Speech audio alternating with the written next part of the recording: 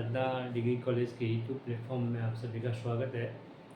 आज अपन BA second semester का जनसंख्या, विश्व की जनसंख्या वृद्धि एवं घनत्व का जो विश्लेषण है उसको देख रहे थे। उसी में एक टॉपिक है विश्व के प्रमुख जनसमूह। तो विश्व के प्रमुख जनसमूह या महामानव समूह हैं वो कौन कौन से हैं, यानी ये जो जनसंख्या है इस विश्व के अंदर जो अलग अलग फैली हुई है, इसके कुछ ऐसे जनसमूह या महामानव समूह पाए जाते हैं जहाँ जनसंख्या का जो जमाव है वह सबसे अधिक सघन रूप में अपन को देखने को मिलता है। और जहाँ जनसंख्या का जमाव अधिक होता है या उनकी सघनता अधिक होती है उसी को अपन जनसमूह या महामानव समूह के रूप में जानते हैं।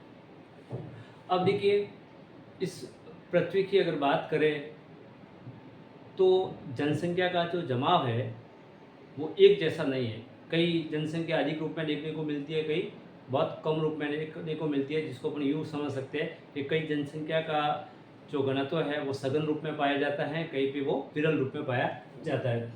अगर अपन बात करें कि जनसंख्या की दृष्टि से अगर अपन देखें तो इस पूरे पृथ्वी के ऊपर दो ऐसे विशिष्ट क्षेत्र है, स्पेसिफिक एरिया है जहाँ पे जनसंख्या का जमाव या तो बहुत अधिक देखने को मिलता है या जनसंख्या का जमाव है वो बहुत कम देखने को मिलता है।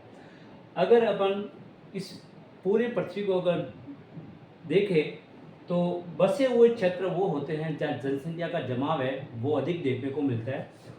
तो एक ऐसा एरिया है इस पृथ्वी का जहाँ जनसंख्या है वो बहुत अधिक देखने को मिलती है, उसी को बसे हुए क्षेत्र या इक्विमेंट एरिया बोलते हैं। यानी वो एरिया जहाँ पे जनसंख्या का जमाव है वो अधिक देखने को मिलता है या जनसंख्या का घनत्व है वो अधिक देखने को मिलता है।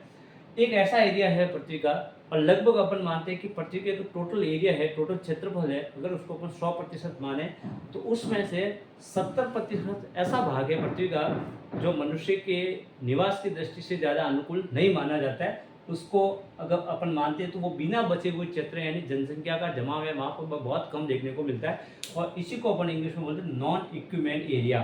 और ऐसा जो भाग है पूरे पृथ्वी तल का लगभग 70% भाग है वो अपन को है जहाँ पे जनसंख्या का जमाव है बहुत ही कम देखने को मिलता है। अब इसमें कुछ ऐसे क्षेत्र भी आते हैं इस नॉन इक्विपमेंट एरिया के अंदर जहाँ जनसंख्या का जमाव है बहुत कम देखने को मिलता है। जैसे कुछ ऐसे मरुस्थल है, और चाहे वो उष्ण मरुस्थल हो या शुष्क मरुस्थल है वहाँ पे, यानी जो उष्ण मरुस्थल है और जो शुष्क मरुस्थल है यानी पृथ्वी के वो भाग जो मरुस्थलीय रूप में फैले हुए हैं या बहुत शुष्क है वहाँ पे जनसंख्या का जो जमाव है वो बहुत कम देखने को मिलता है। इसीलिए ये जो है वो बिना बसे हुए क्षेत्रों के अंदर काउंट किया जाता है। दूसरा ऐसा क्षेत्र आता है जहाँ बहुत ठंड रहती है, जहाँ अपन ध्रुवीय प्रदेशों की अगर बात करें या कुछ ऐसे कोल्ड एरिया भी है इस पृथ्वी के ऊपर, जैसे साइबेरिया वगैरह की अगर अपन बात करें या अंटार्कटिका की वगैरह की, तो वहाँ पे सर्दी के कारण वहाँ पे जनसंख्या का जमाव है बहुत कम देखने को मिलता है। इसको अपन ध्रुवीय क्षेत्र या शीत प्रदेश के अंतर्गत अपन समझते हैं। तीसरा ऐसा एरिया आता है जो बहुत कम बसा हुआ है पृथ्वी का, वो भूमध्य रेखीय क्षेत्र या इक्वेटोरियल रीजन माना जाता है।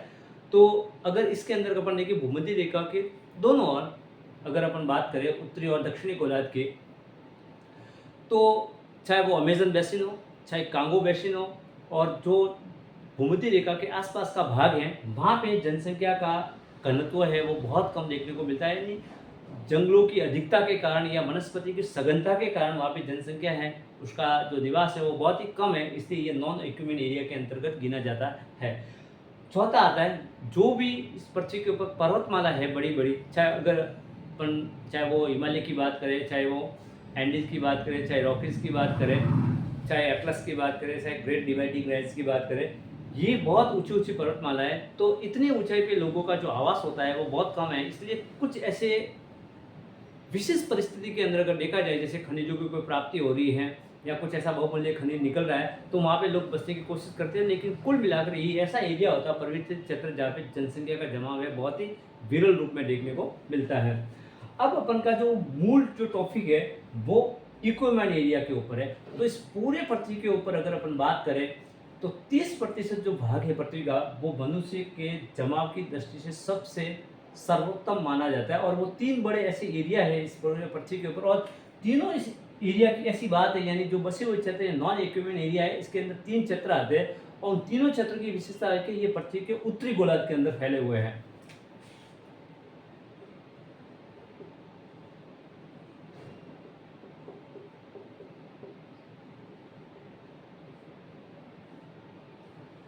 यानी बसे हुए क्षेत्रों के अंदर पहला है पूर्वी एवं दक्षिणी पूर्वी एशियाई क्षेत्र, यानी जो एशिया महाद्वीप का पूर्वी भाग है तथा दक्षिणी पूर्वी भाग है वो विश्व का सबसे बड़ा जन समूह या महामानव समूह माना जाता है। दूसरे नंबर पे आता है उत्तरी पश्चिमी यूरोपीय क्षेत्र, यानी यूरोप महाद्वीप का उत्तरी और पश्चिमी भाग है वो दूसरा सबसे प्रमुख जन समूह या महामानव समूह माना जाता है इस पृथ्वी का। और तीसरा आता है इस कड़ी के अंदर उत्तरी पूर्वी उत्तरी अमेरिकी क्षेत्र, यानी उत्तरी अमेरिका का उत्तरी पूर्वी जो भाग है वो इसका महत्वपूर्ण क्षेत्र माना जाता है। यानी तीन ऐसे क्षेत्र हैं जो इक्विपमेंट एरिया के अंदर गिने जाते हैं। एशिया महाद्वीप का पूर्वी एवं दक्षिणी पूर्वी भाग, यूरोप महाद्वीप का उत्तरी एवं पश्चिमी भाग और उत्तरी अमेरिका का उत्तरी और पूर्वी भाग है। ये तीन सबसे बड़े जनसंख्या की दृष्टि से इस पृथ्वी के जन समूह या महामानव समूह माने जाते हैं। अब देखिए, अगर अपन बात करें कि इन तीनों जन समूह की जो गिनती होती है वो उत्तरी गोलार्ध के अंदर होती है। अगर पृथ्वी के अगर अपन दो गोलार्धों को माने उत्तरी और दक्षिण को, तो ये तीनों इन जनसमूह की सबसे बड़ी विशेषता है कि उत्तरी गोलार्ध के अंदर है।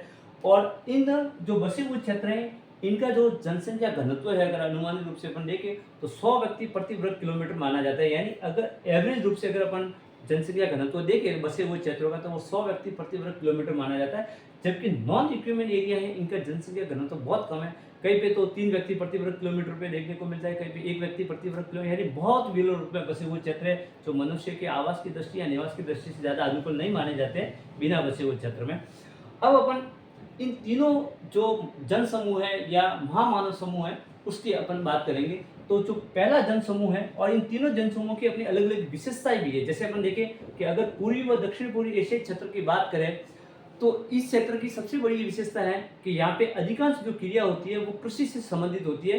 तो दक्षिणी तथा दक्षिण पूर्वी एशिया जो जन समूह है या महामानव समूह है उसको अपन कृषि क्रांति वाला क्षेत्र भी मान सकते हैं। यानी इसकी सभ्यता का, इसकी अर्थव्यवस्था का जो मुख्य आधार है वो खेती है। तो इसको अपन खेती वाली सभ्यता के रूप में यानी एग्रीकल्चर सभ्यता या एग्रीकल्चर जो सिविलाइजेशन है उस नाम से भी इसको संबोधित किया जाता है। जबकि बाकी दोनों बसे हुए महामानव या जन समूह है, चाहे वो उत्तरी पश्चिमी यूरोपीय क्षेत्र है चाहे उत्तरी पूर्वी उत्तरी अमेरिकी क्षेत्र है, इन दोनों की जो अर्थव्यवस्था है वो मुख्य रूप से द्वितीयक और तृतीय क्रियाकलापों या उद्योग व्यापार और वाणिज्य पर निर्भर रहती है। इसलिए इसको अपन औद्योगिक सभ्यता भी मानते हैं। यानी पहली वाली है वो कृषि सभ्यता के रूप में गिनी जाती है और दूसरी और तीसरा जो जन समूह है महामानव समूह उसको अपन औद्योगिक सभ्यता के रूप में भी अपन जानते हैं। अब पहला जो क्षेत्र है पूर्वी एवं दक्षिणी पूर्वी क्षेत्र, तो इस क्षेत्र की सबसे बड़ी विशेषता है कि चाहे जितनी भी बड़ी बड़ी नदियां हैं उन नदियों के आसपास में जनसमूह मुख्य रूप से केंद्रित है वो पाया जाता है। जैसे अगर बात करूं गंगा नदी का मैदान है, सिंधु नदी का मैदान है, ब्रह्मपुत्र नदी का मैदान है भारत के अंदर अगर बात करें। उसके बाद अगर चाइना की अगर मैं बात करूं तो हवांगो नदी है, सिक्यांग नदी है, यांगटी सिक्यांग नदी है। इन नदियों के जो बड़े बड़े उपजाऊ भाग है, जापान का तटीय क्षेत्र है और मालदीव वगैरह है, इसका अगर अपन बात करें तो ये मुख्य रूप से बसे हुए क्षेत्र के अंदर पूर्वी व दक्षिणी पूर्वी एशियाई क्षेत्र माना जाता है। यानी दक्षिण पूर्वी एशियाई क्षेत्र की बड़ी विशेषता है कि जहाँ पे खेती के लिए उपजाऊ मैदान तथा पानी की आपूर्ति ज़्यादा है वहाँ पे जनसंख्या का जमा है वो अधिक देखने को मिलता है। तो चाहे वो भारत में हो, चाहे चाइना में हो, चाहे जापान के अंदर हो, तो इन सारे देशों के अंदर अगर बात करें तो जनसंख्या का जो जमाव है वो अधिक देखने को मिलता है। और विश्व का लगभग पूरी पॉपुलेशन का अगर अपन अनुमान लगाए तो लगभग 50% ऐसी पॉपुलेशन है जो इस पूर्वी व दक्षिण पूर्वी एशियाई क्षेत्र के अंदर निवास करती है। अपन लगभग 50% अगर पॉपुलेशन देखें वर्ल्ड की तो इस जन समूह या महामानव समूह के अंदर निवास करती है। जिसमें अपन देखते हैं दो सबसे अधिक जनसंख्या वाले देश विश्व में, जिसमें प्रथम नंबर पे भारत है और दूसरे नंबर पे चाइना है। इसके अलावा पाकिस्तान है, बांग्लादेश है, इंडोनेशिया है, नेपाल है, श्रीलंका है, ताइवान है।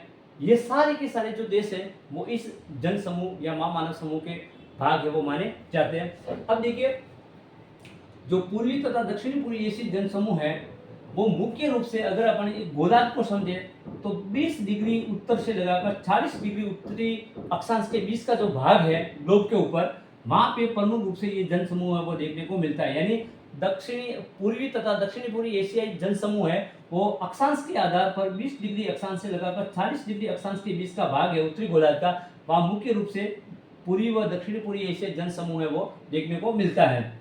अब देखिए इसको अगर अपन एक डायग्राम से समझे तो जो पूर्वी एशिया के अधिकांश देश है वो चाइना है, जापान है, दक्षिणी कोरिया है, ताइवान है, इंडोनेशिया है। पूर्वी एशिया के ये जो देश है वो इस जनसमूह के मुख्य भाग माने जाते हैं। अगर अपन दक्षिणी पूर्वी एशिया की बात करें तो उसमें भारत आता है, पाकिस्तान आता है, बांग्लादेश आता है, श्रीलंका आता है, मालदीव आता है और नेपाल। इन सारे देशों को अगर अपन शामिल करें तो मुख्य रूप से पूर्वी एवं दक्षिणी पूर्वी एशियाई जनसमूह का निर्माण है वो होता है। तो ये अधिकांश जो पूर्वी एशिया के देश तथा दक्षिणी पूर्वी एशिया के देश है ये मिलकर इस पूर्वी तथा दक्षिणी पूर्वी एशियाई जनसमूह का निर्माण है वो करते हैं और जो विश्व का सबसे अधिक जनसंख्या वाला क्षेत्र है वो माना जाता है। अब इस जनसमूह है जो पूर्वी व दक्षिणी पूर्वी एशियन जनसमूह है, इसकी विशेषता है कि पहली तो इसकी ये विशेषता है कि इस जनसमूह की अधिकांश जो अर्थव्यवस्था का जो स्रोत है वो कृषि है। क्या है? यानी पूर्वी तथा दक्षिणी पूर्वी एशियाई जनसमूह है उसके अर्थव्यवस्था का मुख्य आधार है वो प्राथमिक क्रिया है या कृषि जो प्रधान है वो इसकी विशेषता पाई जाती है। दूसरी इसकी विशेषता है कि अधिकांश पूर्वी तथा दक्षिणी पूर्वी एशिया के जो देश है उसमें जो जन्म दर है वो ऊंची पाई जाती है तथा मृत्यु दर है वो बहुत कम पाई जाती है। इसलिए जनसंख्या की जो वृद्धि दर है वो बहुत अधिक देखने को मिलती है। यानी दक्षिणी पूर्वी तथा दक्षिणी पूर्वी एशिया है उसकी दूसरी विशेषता है कि ऊंची जन्म दर पाई जाती है और निम्न है वो मृत्यु दर पाई जाती है। इसलिए जनसंख्या की जो प्राकृतिक वृद्धि दर है वो अधिक देखने को मिलती है इन जनसमूह के अंदर। तीसरी विशेषता है कि यहाँ के लोगों का जो जीवन स्तर है, जो लाइफ स्टाइल है वो बहुत कम है, क्योंकि कृषि प्रधान अर्थव्यवस्था होने के कारण अधिकांश जो लोग हैं वो निम्न आय वर्ग के हैं। इसलिए इसके जो लोग हैं उनका जीवन स्तर है वो निम्न पाया जाता है। ये दोनों जो उत्तरी पश्चिमी यूरोपीय जनसमूह तथा उत्तरी पूर्वी उत्तरी अमेरिकी जनसमूह इन दोनों से बिल्कुल अलग है। यानी इन जो क्षेत्र हैं उसका जो लोगों का जीवन स्तर है वो एशियाई जो जनसमूह उससे बहुत ऊपर है। इसीलिए ये एक प्रकार की कृषि सभ्यता वाला जनसमूह माना जाता है और ये दोनों औद्योगिक सभ्यता वाले जनसमूह के अंतर्गत माने जाते हैं। चौथी जो विशेषता है एशियाई जनसमूह की वो है प्राथमिक क्रियाओं की तो अधिकता पाई जाती है, चाहे वो चावल से संबंधित हो चाहे वो गेहूं की खेती हो। तो कुल मिलाकर प्राथमिक जो क्रिया है उसमें अधिकांश लोग लगे हुए, तो द्वितीयक व तृतीयक क्रियाओं की जो प्रधानता है वो कम पाई जाती है एशियाई जनसमूह के अंतर्गत। तो जो इसकी चौथी विशेषता होती है प्राथमिक क्रियाओं की अधिकता तथा द्वितीयक और तृतीयक क्रियाओं की जो प्रधानता है वो बहुत कम पाई जाती है या कम देखने को मिलती है। पांचवी विशेषता है निम्न तकनीकी तथा वैज्ञानिक प्रगति। यानी इस जनसमूह की जो जो पांचवी विशेषता है कि जो तकनीकी का जो स्तर है वो बहुत ही निम्न पाया जाता है तथा जो वैज्ञानिक प्रगति है वो भी कम देखने को मिलती है, क्योंकि अधिकांश लोग हैं वो कृषि से जुड़े हुए, उसकी आय निम्न होने के कारण अधिकांश जो टेक्नोलॉजी का जो अपन कहते हैं वो इन देशों के अंदर टेक्नोलॉजी की हमेशा एक समस्या रही है। तो इन देशों के अंदर तकनीकी जो प्रगति है वो इन यूरोपीय जनसमूह और उत्तरी अमेरिकी जनसमूह के मुकाबले में बहुत ही कम हुई है या बहुत कम देखने को मिलती है। अगली इसकी जो विशेषता है अंतिम है, छठी विशेषता है ग्रामीण जनसंख्या की प्रधानता एवं नगरीकरण की कमी। यानी एशियाई जनसमूह की अधिकांश पॉपुलेशन है वो ग्रामीण क्षेत्रों में निवास करती है, जबकि बहुत कम ऐसे लोग हैं जो शहरी क्षेत्रों के अंदर निवास करते हैं या उसके अंदर नगरीकरण का जो प्रतिशत है बहुत कम देखने को मिलता है। जबकि इन दोनों जनसमूहों के अंदर नगरीकरण का प्रतिशत अधिक देखने को मिलता है तथा ग्रामीण जो प्रतिशत है वो कम देखने को मिलता है। जबकि एशियाई जनसमूह के अंदर उल्टा है, यहाँ पे ग्रामीण अधिवासियों की प्रधानता है और नगरीकरण का जो प्रतिशत है वो कम देखने को मिलता है। तो बसे हुए जो क्षेत्र हैं इसके अंदर सबसे महत्वपूर्ण क्षेत्र था वो पूर्वी व दक्षिणी पूर्वी एशियाई क्षेत्र। इसके अलावा दूसरे नंबर पे आता है उत्तरी पश्चिमी यूरोपीय क्षेत्र और तीसरे नंबर पर आता है उत्तरी पूर्वी उत्तरी अमेरिकी क्षेत्र। तो जैसे ही अपनी एक अगली क्लास होगी अपन इस विश्व के प्रमुख जनसमूह हैं वो जो टॉपिक है उसको अपन कंटिन्यू करेंगे। तब तक के लिए थैंक यू सो मच।